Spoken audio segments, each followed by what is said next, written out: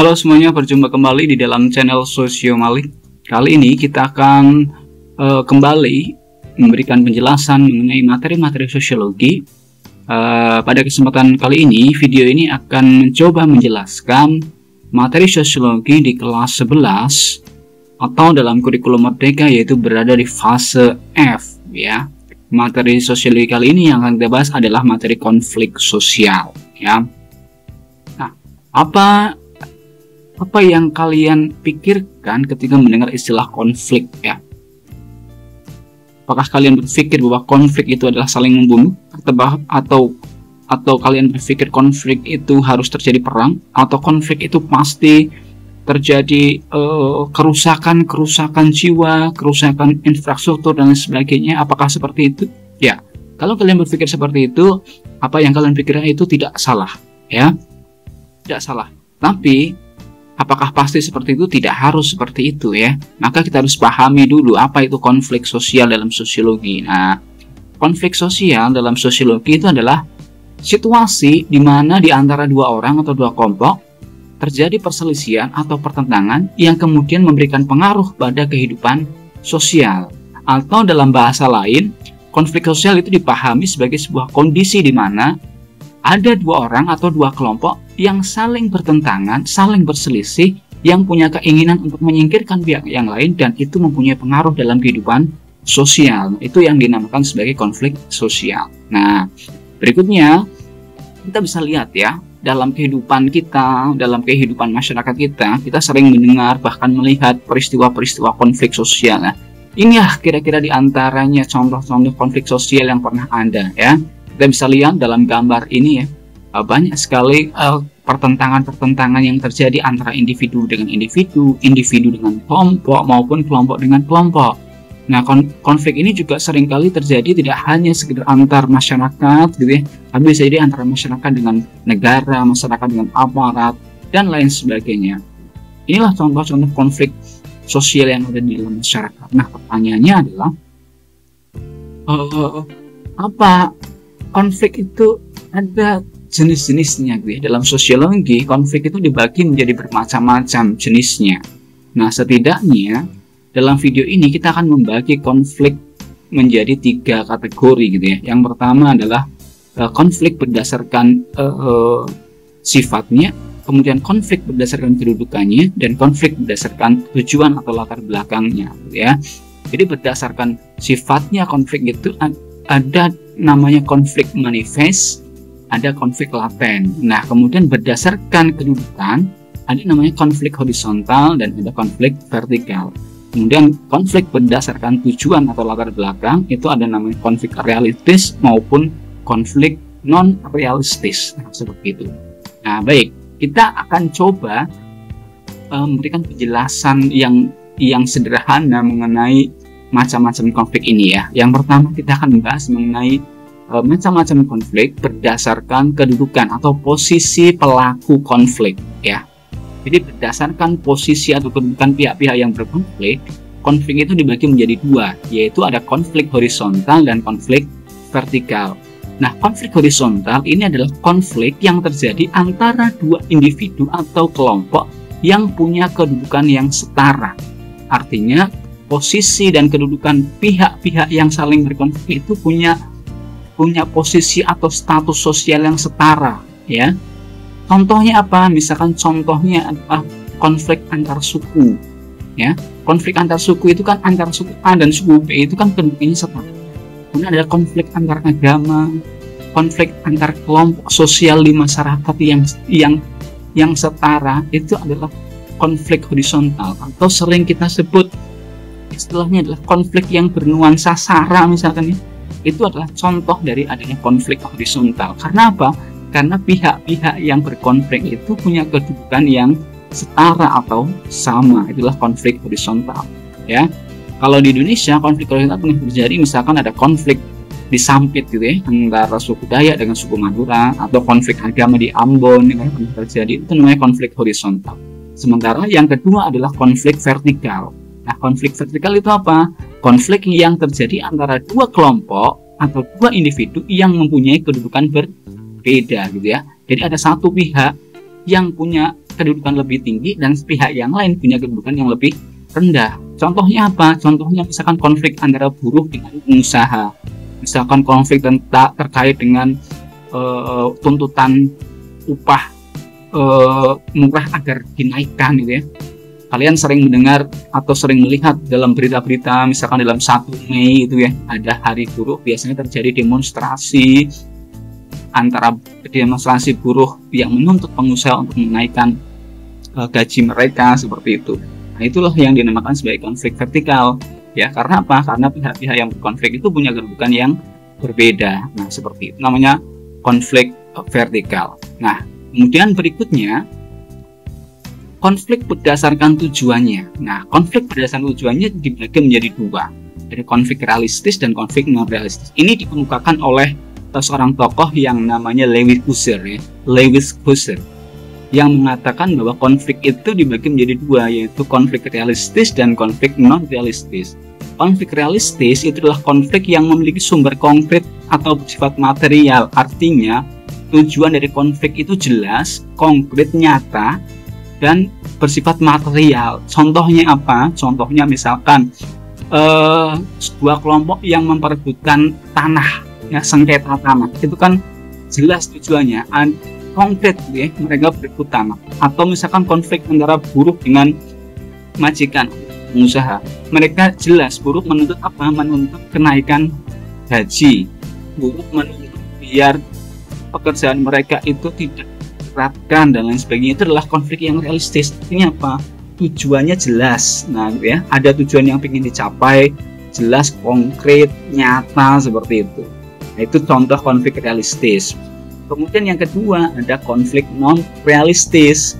Konflik non realistis adalah konflik yang didorong oleh keinginan yang bersifat tidak rasional dan cenderung bersifat ideologis. Nah, kadang-kadang konflik non realistis itu kadang-kadang sebenarnya itu bukan material ya, tapi berupa kepercayaan, berupa ideologi gitu ya. Misalkan ya terjadinya konflik antar agama gitu ya, antar aliran kepercayaan, aliran keyakinan dan lain sebagainya. Itu kan sebenarnya tujuannya adalah tujuan yang ideologis gitu ya, karena berbeda ide, karena berbeda keyakinan dan lain sebagainya. Jadi tidak ada tujuan yang konkret, tidak ada tujuan yang material ya. Kadang-kadang bersifat tidak rasional. Nah, konflik non realistis kadang-kadang cenderung dipengaruhi oleh misalkan perasaan dendam dan lain sebagainya. Itu namanya konflik non realistis. Kemudian berikutnya ada konflik berdasarkan sifatnya. Nah, berdasarkan sifatnya, konflik ini dibagi menjadi 2. Ada konflik laten dan konflik manifest. Konflik laten ini adalah konflik yang sifatnya tersembunyi dan biasanya hanya diketahui oleh pihak yang sama-sama berkonflik saja. Artinya, konflik yang terjadi ada 2 orang atau 2 kelompok itu tidak diketahui oleh masyarakat umum gitu ya. Tidak diketahui secara luas. Yang tahu hanya orang-orang yang berkonflik saja. Itu namanya konflik laten atau tersembunyi. Sementara kalau konflik manifest itu adalah konflik yang diketahui oleh masyarakat luas dan kadang-kadang ada pengaruhnya juga ke masyarakat ya. Tapi ya, konflik itu diketahui oleh semua orang. Nah, kemudian pihak-pihak yang tidak berkonflik pun kadang-kadang terkena dampaknya, terkena pengaruhnya gitu ya. Itu namanya konflik manifest. Baik, itulah macam-macam dari konflik sosial. Sebenarnya ada macam-macam konflik sosial yang lainnya ya. Nah, kali ini kita bahas itu dulu. Nah, kemudian kita bisa bertanya-tanya gitu ya. Lalu, kenapa kok di masyarakat ada konflik? Nah, gitu ya. Lalu kenapa di masyarakat ada konflik? Bukankah kita itu makhluk sosial yang kemudian saling membutuhkan, saling bekerjasama dan sebagainya? Tapi kenapa kok ada konflik ya? Paling tidak kita akan membahas apa sih faktor-faktor yang menyebabkan terjadinya konflik. Dalam konteks ini saya akan mengemukakan ada 7 faktor penyebab konflik ya. Yang pertama apa? Perbedaan individu ya. Perbedaan individu bisa jadi menjadi faktor penyebab terjadinya konflik sosial. Yang kedua adalah perbedaan kepentingan. Yang ketiga, perbedaan agama, kemudian perbedaan ras, perbedaan budaya, kemudian perbedaan etnis. Yang ketujuh adalah perubahan sosial yang sangat cepat. Ini Terkadang dalam masyarakat itu ada kelompok-kelompok sosial yang tidak siap terjadinya perubahan yang sangat cepat sehingga bisa jadi terjadinya konflik gitu ya. Nah, seperti itu. Itulah faktor-faktor penyebab dari konflik sosial. Nah, ini kita akan bahas lagi teori-teori tentang konflik sosial. Nah, dalam sosiologi ada teori konflik sosial dan banyak tokohnya yang membahas mengenai konflik sosial dalam kacamata sosiologis ya. Paling tidak dalam video ini kita akan paparkan 3 tokoh yang mengemukakan pandangan mereka terkait dengan konflik. Yang pertama adalah Lewis Gosser ya. Lewis Gosser itu mengatakan bahwa konflik itu selalu bersifat negatif, tidak selalu bersifat negatif ya. Namun konflik dapat mempererat dan menjalin kerukunan dalam sebuah kelompok. Artinya menurut Lewis Gosser itu konflik itu punya dampak yaitu apa? Meningkatkan solidaritas kelompok yang sedang berkonflik ya. Jadi seringkali begini menurut Lewis Gosser, sebuah kelompok kalau tidak ada musuh biasanya mereka berantem sendiri gitu ya. Tapi ketika ada sebuah kelompok lain biasanya solidaritas di internal kelompok itu akan semakin kuat karena merasa apa? Merasa satu identitas dan punya musuh yang sama. Kemudian mereka saling berkonsolidasi, saling meningkatkan soliditas mereka. Nah, ini menurut Lewis Gosser juga seperti itu. Yang kedua, pandangan dari Karl Marx. Kita tahu Karl Marx ini adalah seorang tokoh yang punya fondasi awal terkait dengan konflik sosial ya. Jadi menurut Karl Marx ini dia memandang bahwa konflik sosial ini sebagai pertentangan kelas ya. Kita ingat dengan teori kelasnya Karl Marx bahwa masyarakat itu menjadi 2 kelas, yaitu kelas yang dominan dan kelas yang didominasi gitu ya. Nah, menurut Marx konflik itu adalah sebagai pertentangan kelas dan masyarakat yang berada dalam konflik itu biasanya dikuasai oleh kelompok yang dominan. Seperti itu kata Karl Marx ya. Kemudian yang ketiga, salah satu orang yang mengungkapkan teori konflik itu juga ada namanya Rolf Dahrendorf ya. Rolf Dahrendorf ini tidak memandang masyarakat ini sebagai sebuah hal yang statis gitu ya, namun dapat berubah oleh adanya konflik di masyarakat.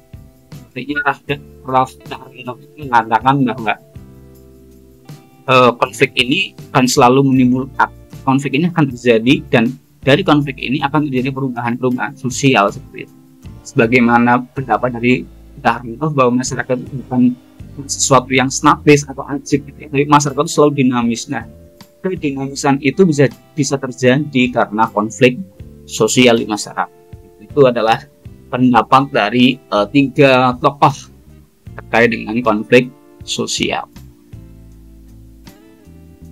Berikutnya, kalau kita sudah memahami faktor penyebabnya, kita harus melihat juga kira-kira apa sih dampak terjadinya konflik ya. Apakah konflik itu selalu berdampak negatif? Ternyata tidak juga. Konflik juga punya dampak yang positif ya. Apa sih dampak positifnya? Ada banyak. Setidaknya di sini saya akan mengemukakan 3 dampak positif dari konflik. Yang pertama, konflik itu dapat memperjelas aspek kehidupan yang sebelumnya belum jelas. Artinya apa? Banyak di masyarakat nilai norma atau aturan yang kemudian sifatnya abu-abu ya. Abu-abu yang kemudian menciptakan kesalahpahaman. Nah, kalau kemudian itu dibiarkan, nggak ada yang mempertentangkan, maka itu akan terus-menerus seperti itu, akan terus-menerus tidak jelas, akan terus-menerus abu-abu dan sebagainya. Nah, kadang-kadang konflik itu diperlukan untuk apa? Memperjelas aspek yang sebelumnya belum jelas. Nah, seperti itu. Misalkan ada sebuah tanah di suatu desa ya, itu nggak jelas pemiliknya apa. Kalau tidak ada yang mempertentangkan dan menanyakan itu, yang kemudian akhirnya menimbulkan konflik, biasanya nggak akan ditangani itu. Biasanya nggak akan kemudian diurus bahwa sebenarnya tanah itu miliknya siapa. Kalau tidak didahului oleh adanya konflik seperti itu sering terjadi. Kemudian dampak positif yang kedua adalah meningkatnya solidaritas ya. Meningkatkan solidaritas. Artinya tadi seperti yang disampaikan oleh Lewis Gosser bahwa konflik itu kemudian bisa jadi meningkatkan solidaritas kelompok ya. Karena apa? Karena kelompok yang kemudian berkonflik dengan kelompok lain itu biasanya di internal kelompok itu akan tercipta solidaritas yang kuat. Karena kalau melihat ada musuh yang sama atau musuh bersama, maka kita harus meningkatkan kesoliditasan kita, kemudian meningkatkan kekuatan, dan harus saling bekerja sama di dalam interawam itu dampak positifnya. Yang ketiga, dampak positif konflik adalah penyesuaian norma sosial di dalam masyarakat. Artinya dengan adanya konflik sosial itu seringkali menciptakan perubahan-perubahan sosial di masyarakat ya. Perubahan sosial itu bisa jadi akan menciptakan norma-norma sosial yang baru yang kemudian sesuai dengan masyarakat, sesuai dengan zaman di masyarakat. Karena terkadang norma dalam masyarakat itu mungkin sebenarnya diciptakan oleh masyarakat jauh sebelumnya, kemudian masih tetap dipertahankan sampai saat ini walaupun kadang-kadang tidak sesuai dengan kondisi zamannya masyarakat. Maka ketika terjadi konflik, maka akan terjadi penyesuaian norma-norma sosial di masyarakat. Biar apa? Biar normanya itu sesuai dengan konteks masyarakatnya, sesuai dengan kebutuhan masyarakatnya dan lain sebagainya. Itu adalah dampak positif dari konflik sosial. Nah, selain dampak positif ya pasti konflik juga punya dampak yang negatif ya. Dampak negatifnya apa? Yang pertama adalah kerusakan fisik dan korban jiwa ya. Kita tahu perang itu banyak menghancurkan infrastruktur, banyak orang meninggal dan sebagainya. Itu banyak terjadi dan banyak sekali contohnya. Hari ini misalkan konflik antara Israel Palestina, kemudian ada Rusia dan Ukraina sebagai contoh dari konflik yang besar itu, jelas memunculkan atau menimbulkan kerusakan fisik. Rumah sakit hancur, sekolah hancur, tempat ibadah hancur, rumah hancur, kemudian orang-orang banyak yang meninggal dan sebagainya. Itu dampak negatif dari konflik. Yang kedua, rusaknya hubungan pihak yang terlibat. Jelas bahwa konflik itu akan merusak hubungan pihak-pihak yang terlibat konflik ya. Yang ketiga, akan mengubah seseorang. Artinya konflik itu dapat mengubah psikologis atau kejiwaan seseorang. Ya, ada orang-orang yang tadinya misalkan keluarganya keluarganya utuh, kemudian dengan adanya konflik keluarganya meninggal, terbunuh dan sebagainya, sehingga dia kemudian menjadi seorang diri, akan mengubah psikologi kelompok-kelompok yang kalah terutama seperti itu. Itu adalah dampak negatif dari konflik, dan banyak sekali dampak negatifnya.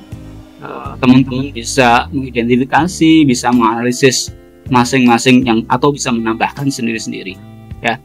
Baik, demikian penjelasan singkat terkait dengan konflik sosial. Mudah-mudahan bisa dipahami sehingga kita bisa melihat konflik sosial ini sebagai sebuah fenomena sosial yang perlu kita pahami, perlu kita analisis, sehingga kita mampu bersikap bagaimana seharusnya melihat konflik dan bagaimana seharusnya menyikapi sebuah konflik, agar harapannya di masyarakat dampak-dampak negatif dari konflik ini tidak kemudian mengganggu atau kita alami bersama-sama.